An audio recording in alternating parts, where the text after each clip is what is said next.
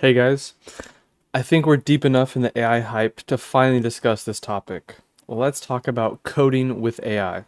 My thoughts in this video are all my own experience and coming from somebody who's experienced in coding JavaScript, C++, and Python to primarily create Adobe add-ons, and as also somebody who was initially blown away by some of the capabilities of things like generative AI for images and LLMs like ChatGPT.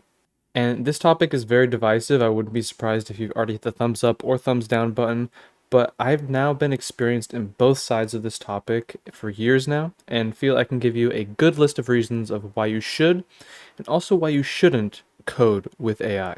First, let's start with the fact I released a video called I Made ChatGPT Write After Effects Scripts for Me, which is where I very quickly jumped onto the bandwagon of this new trend of AI. Even though up to that point I had waited many months to make a video because I was actually already aware of the anti-AI trend and sentiments that were about. But as you can see in the video, I am very early to the process and I couldn't even pronounce GPT correctly. Now, despite having jumped on a trend in attempts to get some more views, as well as to see what an LLM could script for After Effects and other things, I was already relatively experienced, and would say nowadays I'm very experienced working with them, at using ChatGPT and other LLMs to help me code basic things, or templated things. Now, I myself don't code AI models to like any high level. I've dabbled a little bit in the process, but I was already hooked at the idea that a tool like ChatGPT could help me code faster and honestly do the work for me.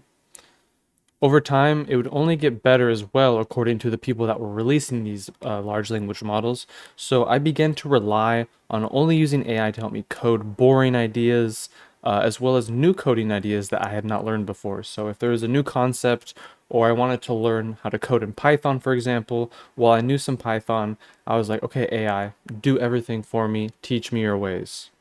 And it's important to note that while you're getting work done faster, it can feel especially good.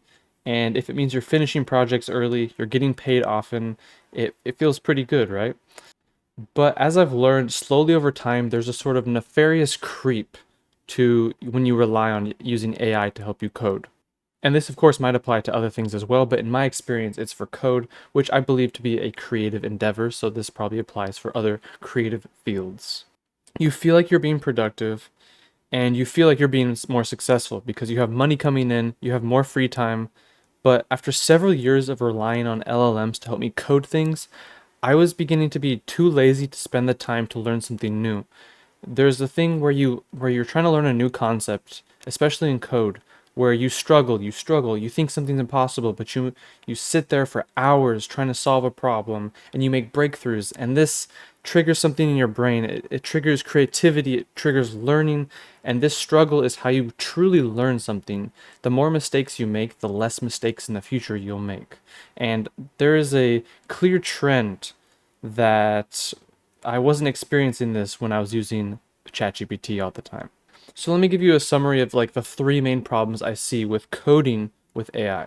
Problem number one with writing code with AI is that I'll involuntarily pull up ChatGPT now to write code.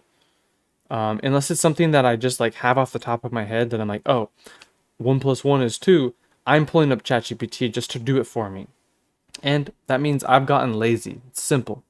And like I just mentioned, problem number two is I'm not spending the time to learn new concepts like I used to. I'm not spending the time to struggle, to fail, to learn through hardship, essentially. Because with AI, you can just provide it with a prompt, get some code, and make small changes, and let it do all the work for you. You feel like you're getting things done, but you're not learning. I personally have hundreds of YouTube videos and tutorials on my channel. None of the concepts from those videos are from AI. They're not something that I asked the AI to create for me, and I'm sharing it with you. Each and every single tutorial that I've ever put out is something that I experienced in the real world. It's something that I wrote in a real world project, or it's something that I wanted to learn, and I spent the time and struggle to learn that process, and then I would decide to share that process with you guys.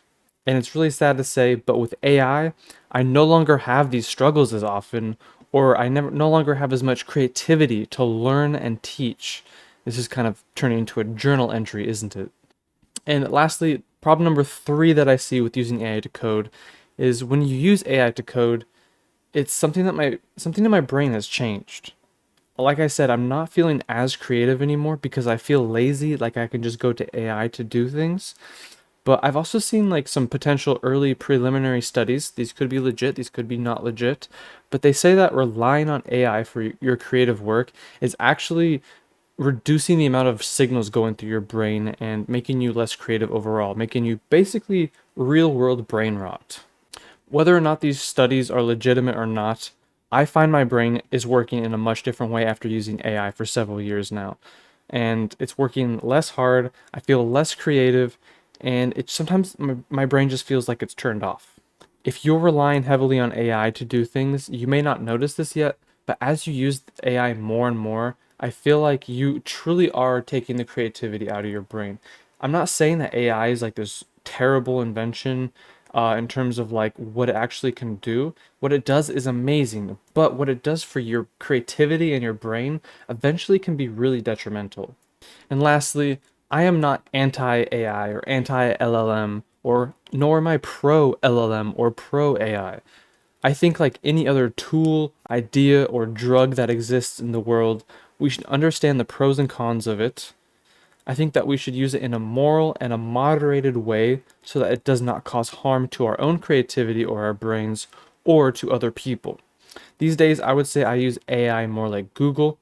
I use it less, especially after thinking about this, less to write my code and more to explain parts of the code that I don't understand. If I take a snippet from someone else and I don't understand what a variable means or what a function abbreviation might mean, I use AI to tell me what that means. I use it as an aid, not as a replacement. So I would say don't use AI to replace your coding, but use it as an aid for when you don't understand little snippets, or maybe you don't understand a certain thing from math that you missed in high school or something. Because if you rely on the AI to do your work for you, especially if you aren't experienced, it's going to cause more problems than solutions. So, like, overall, if I had to sum up this entire video in just like one sentence, I would say if you are experienced at coding, use AI in moderation and as a tool and as an aid, not a replacement. But do not ever use it as a leader. And if you're new to coding, avoid AI. Until you're experienced at coding, you're not going to know all the limitations of what you're being fed back. So a possibly divisive video, I hope not, but I see AI from both sides of the lens. I see it as a very serious piece of technology and as an aid, and I see it also as a detriment to our own selves if you don't use it in moderation, as well as a detriment to our creativity.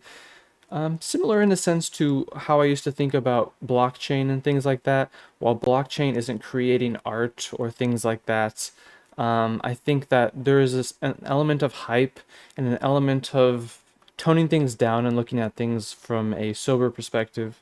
But I hope you guys enjoyed this video. If you did, hit the thumbs up button down below, hit subscribe and the bell icon to be notified of new videos coming out relatively often now that I'm trying to be more creative. But thank you for watching, and we'll see you next time.